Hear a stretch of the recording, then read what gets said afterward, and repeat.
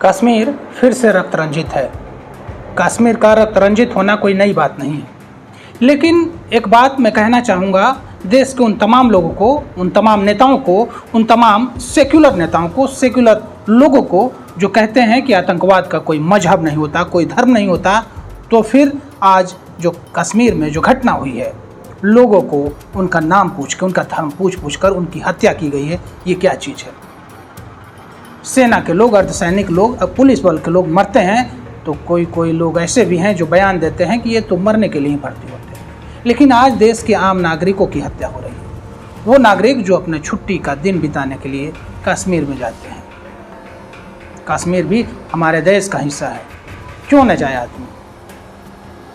इस प्रकार के घटनाओं को अंजाम देकर बार बार श्रीनगर को, कश्मीर को, जम्मू कश्मीर को बार बार डिस्टर्ब करने की कोशिश की जाती है। ऐसे लोगों की पहचान की जाए जो लोग इनको प्रश्रय देते हैं, जो लोग इनको हथियार मुहैया कराते हैं, जो लोग इनको धन मुहैया कराते हैं, जो लोग इनके रहने की व्यवस्था करते हैं। 28 मौतें हुई हैं, दहशत का माहौल है, सैलानियों को टारगेट किया जा रहा है। अनंतनाग के दक्षिण कश्मीर में ये घटना हुई है। पहलगाम से 6 किलोमीटर दूरी पर स्थित एक पर्यटन स्थल है जिसका नाम है बैसरन घाटी। घटना है मंगलवार की। मंगलवार दोपहर में पर्यटक यहाँ घूम रहे थे, जैसे कि आमतौर पर पर्यटक आते हैं, घूमते हैं कश्मीर में। इसी बीच दोपहर 2:45 के करीब 6 आतंकी पहुँचते हैं और अलग अलग जगहों पर अटैक कर देते हैं। आतंकवादियों ने वहाँ मौजूद 45 पर्यटकों के समूह पे, जो वहाँ 45 की संख्या में पर्यटक थे, उनके समूह पर गोलियां बरसाते हैं, जिसमें 28 टूरिस्ट की मौत हो जाती है। कश्मीर की वादियाँ एक बार फिर से दहशतगर्दों की गोलियों से थर्रा उठी है। आतंकियों ने अनंतनाग जिले के पहलगाम में खुलेआम नरसंहार किया है। जिन वादियों में देश भर से सैलानी घूमने आते थे, घूमने पहुँचते थे, उसी वादी में दहशतगर्दों ने सैलानियों का पहले धर्म पूछा, फिर उनको मौत के घाट उतारा। जिन वादियों में देश भर से सैलानी घूमने आते थे, उसी वादी में दहशतगर्दों ने सैलानियों का पहले धर्म पूछा और फिर उनको मौत के घाट उतार दिया। आतंकवादियों ने हैवानियत की सारी हदों को पार कर दिया। किसी की पत्नी की आंखों के सामने आतंकियों ने पति को गोली मार दी, किसी की आंखों के सामने उसके परिजनों को गोली मार दिया गया, किसी की आंखों के सामने उसके बच्चों को मार दिया गया। दहशतगर्दों ने 1-2 नहीं बल्कि 28 सैलानियों को चुन चुन कर मारा है। दहशतगर्दी का ऐसा खौफनाक खेल खेला गया कि सुनकर किसी की भी रूह कांप उठे। चश्मदीदों ने जो देखा और उन पर जो गुजरी, आतंकियों की गोली से जो बच गए, उनकी आपबीती कलेजा को चीर देने वाली है।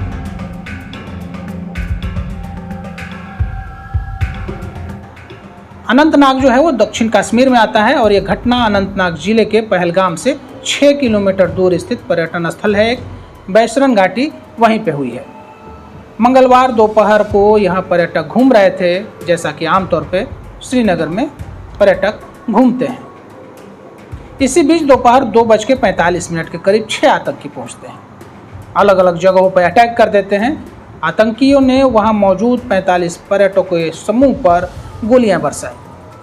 28 लोग वहीं मौत हो जाती है, जबकि उसमें 17 से ज़्यादा लोग जो हैं वो घायल हैं। मरने वालों में बताया जा रहा है कि 2 स्थानीय नागरिक भी हैं। आतंकी हमले के बाद जम्मू से लेकर दिल्ली तक हाई अलर्ट है। बैसरन जो है, बैसरन में घास से घिरा हुआ मैदान है। बैसरन तक सिर्फ पैदल या घोड़ों के जरिए ही पहुंचा जा सकता है। हमले के बाद सुरक्षा बल पहलगाम से बैसरन पहुंचते हैं। घायलों को निकालने के लिए हेलीकॉप्टर भी लगाया गया। कुछ घायलों को पहले पहलगाम के प्राथमिक उपचार दिया गया वहाँ पे, लेकिन उसके बाद जो है जीएमसी अस्पताल, अनंतनाग और श्रीनगर एम्स उनको ले जाया गया। बैसरन में हमले की खबर मिलते ही पहलगाम की सड़कों पर सन्नाटा पसर गया। घास के मैदान में लोगों ने किसी तरह छिपकर अपनी जान बचाई। कुछ पर्यटकों के वीडियो सामने आए हैं जो हमले के बारे में जानकारी दे रहे हैं और कुछ लोग जो हैं बचकर भागते देखे जा रहे हैं। बड़ी संख्या में पर्यटक होटल छोड़कर सुरक्षित स्थानों की ओर चले गए। मारे गए और घायल लोगों के परिवारों को कड़ी सुरक्षा के बीच पहलगाम क्लब ले जाया गया। दरअसल पहलगाम से बैसरन की दूरी जो है वो 6 किलोमीटर है। पूरा इलाका पहाड़ों और घने जंगलों से घिरा है और काफ़ी ऊंचाई पर स्थित है। यहाँ तक वाहन भी नहीं पहुँचते। यहाँ पर्यटक और ट्रैकर्स की जो ये जगह है वो पर्यटक और ट्रैकर्स के लिए ये पसंदीदा जगह है। इलाके में सुरक्षा बलों की तैनाती भी नहीं रहती। पर्यटकों ने यह भी बताया कि जब आतंकियों ने हमला किया तब वहाँ कोई फोर्स नहीं थी। चूँकि घने जंगल के कारण भागना और छिपना आसान था, इसलिए नरसंहार के बाद आतंकी गायब हो जाते हैं। सूत्रों के मुताबिक इस एरिया में मोबाइल नेटवर्क और सुरक्षा बलों का बैकअप पहुंचने के समय को भी आतंकियों ने नोटिस किया। उसके बाद उन्होंने हमले की प्लानिंग बनाई। हमले की जिम्मेवारी जो है लश्कर-ए-तैयबा से जुड़े हुए आतंकी संगठन टीआरएफ ने ली है। सूत्रों के मुताबिक टीआरएफ जो है लश्कर का ओवरग्राउंड वर्कर, जिसे OGW कहा जाता है, उसकी मदद ली गई है। सुरक्षा एजेंसियां इस एंगल पर छानबीन कर रही हैं। टीआरएफ का हिट स्क्वाड फाल्कन स्क्वाड है, जो कि हिट एंड रन की तकनीक पर काम करता है, यानी मारो, हमला करो और भाग जाओ। सूत्रों के मुताबिक पिछले कुछ दिनों में ओवरग्राउंड वर्कर की मदद से इस घाटी में रेकी की गई होगी, जिसके आधार पर आतंकियों ने हमला किया है। अब जरूरत है कि जो ओवरग्राउंड वर्कर हैं उनकी पहचान की जाए और उन लोगों के साथ भी वही बर्ताव किया जाए कि जो एक देश के आतंकी के साथ किया जाता है। पर्यटकों पर यह 25 साल का सबसे बड़ा आतंकी हमला है। इससे पहले सन 2000 में अमरनाथ बेस कैंप पर हमले में 30 से ज़्यादा नागरिक मारे गए थे और 60 घायल हुए थे। 2019 में घाटी में पुलवामा में भी बड़ा घातक हमला हुआ था। PDP सहित तमाम संगठनों ने विरोध प्रदर्शन का ऐलान किया है और बुधवार को जम्मू बंद का आह्वान भी किया था। खुफिया सूत्र बताते हैं कि दहशतगर्दों ने पर्यटन स्थलों को और होटलों को उनकी रेकी की और 300 राउंड के करीब फायर की है। चश्मदीद जो थे वहां पे वो बताते हैं कि आतंकवादी आर्मी और पुलिस की वर्दी पहनकर आए थे और उन्होंने मास्क लगाया हुआ था। ये सभी मिनी स्विट्जरलैंड कहे जाने वाले घास के मैदान में घुसे और गोलीबारी शुरू कर दी। आतंकियों ने धर्म पूछा और पुरुषों को ही निशाना बनाया। एक महिला पर्यटक का कहना था कि आतंकियों ने मेरे पति का धर्म पूछा और फिर मार दिया। हमले में मारे गए कर्नाटक के मंजुनाथ की पत्नी ने बताया कि जब उन्होंने आतंकियों से कहा कि आपने मेरे पति को मार दिया, मुझे भी मार दो, आतंकी बोले कि तुम्हें नहीं मारेंगे, जाओ मोदी को बता देना। आप देख सकते हैं कि किस प्रकार का एक मैसेजिंग देना चाहते हैं आतंकवादी प्रधानमंत्री को। क्या इन घटनाओं से देश के प्रधानमंत्री, गृह मंत्री, रक्षा मंत्री, देश की खुफिया एजेंसियां सबक लेंगी और क्या कार्रवाई करेंगी? एक अन्य टूरिस्ट ने बताया कि हम सभी घूम रहे थे, कुछ लोग वहां रेस्टोरेंट में खाना खा रहे थे, अचानक गोलियों की आवाज़ गूंजी और अफरा तफरी मच गई। हमलावर आतंकी अलग अलग ग्रुप में थे। इनकी संख्या जो अनुमान लगाया जा रहा है वो करीब 4 से 6 हो सकती है। आतंकी पूरे मैदान में घूम घूम कर करीब से गोलियां चला रहे थे। करीब 10 से 15 मिनट तक आतंकियों ने पूरे इलाके में खूनी खेल खेला। उसके बाद वो भाग खड़े हुए। मैदान में चारों तरफ खून से लथपथ लोग पड़े हुए थे। कोई कुर्सी पर पड़ा था, कोई जमीन पर गिरा मिला।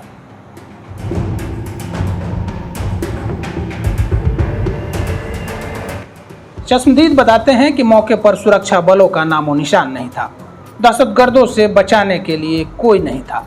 गोलियों से जख्मी लोग तड़पते रहे, जिंदगी बचाने की भीख मांगते रहे, लेकिन यहाँ खौफ के सिवाय कुछ भी नहीं था। दहशतगर्दों ने सैलानियों को चुना। गोली मारने से पहले सैलानियों का धर्म पूछा, फिर चुन चुन कर सैलानियों को गोली मारी। आतंकियों को टारगेट पहले से तय था। उनको पता था, उनको बताया गया था कि आपको किसके ऊपर अटैक करना है। हमले को रोकना तो छोड़िए, दहशतगर्द हमले को अंजाम देते हैं, सैलानियों को अपनी गोलियों का शिकार बनाते हैं और मौके से फरार हो जाते हैं।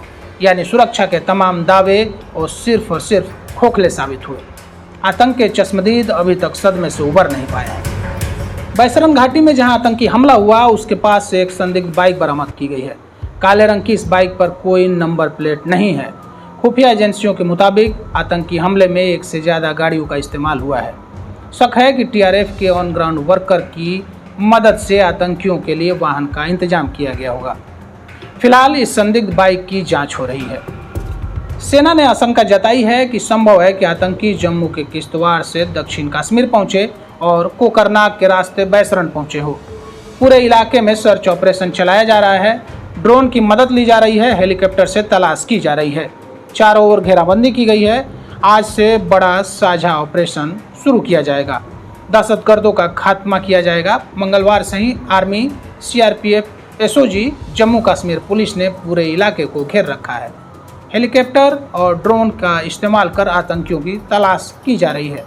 बुधवार सुबह दिल्ली से एनआईए की टीम श्रीनगर पहुंचती है। एनआईए की एक अन्य टीम भी श्रीनगर पहुंचेगी। सवाल ये है कि क्या 2019 की तरह 2025 में भारत बदला लेगा, क्योंकि जम्मू कश्मीर के पुलवामा जिले में साल 2019 में सीआरपीएफ के काफिले पर जैसे मोहम्मद के आत्मघाती हमलावर आदिल अहमद डार ने हमला किया, जिसमें 40 जवान शहीद हुए थे। 1989 के बाद कश्मीर में सबसे बड़ा ये घातक हमला था। भारत ने 26 जनवरी 2019 को भारतीय वायुसेना ने पाकिस्तान के बालाकोट में जैसे मोहम्मद के आतंकी ठिकानों पर एयर स्ट्राइक की, जिसमें 300 से अधिक आतंकियों के मारे जाने की खबर थी। अभी की जो स्थिति है वो जम्मू, चंडीमर, पुंछ से हीरपुर, शोपिया, कश्मीर तक 35 किलोमीटर का रास्ता जो है वो बंद कर दिया गया है। संवेदनशील इलाका होने की वजह से किसी को भी आगे जाने की अनुमति नहीं है। जम्मू और कश्मीर के लोकल लोग अपने कामकाज या आवाजाही को लेकर पिछले 30 घंटों से 8 किलोमीटर लंबे जाम में फंसे हुए हैं। वेस्ट बंगाल, महाराष्ट्र और ओडिशा से आए टूरिस्ट भी डरे और सहमे हुए हैं। किश्तवाड़ और चंडीमर से जो रास्ता कश्मीर को जाता है, वहां पर ट्रैफिक रोका गया है। चंडीमर में आम दिन में भी रात 10 बजे से सुबह 4 बजे तक रास्ता जो है संवेदनशील इलाका होने की वजह से बंद किया जाता है, लेकिन मंगलवार से आवाजाही को शाम 6 बजे से सुबह 9 बजे तक रोका गया है। लोगों की सुरक्षा को लेकर एहतियात बरता जा रहा है। कश्मीर में यह हमला तब हुआ जब अमेरिकी उपराष्ट्रपति जेडी वेंस भारत के दौरे पर हैं। अमरनाथ यात्रा से पहले पर्यटकों ने घाटी को खून से लहूलुहान किया है।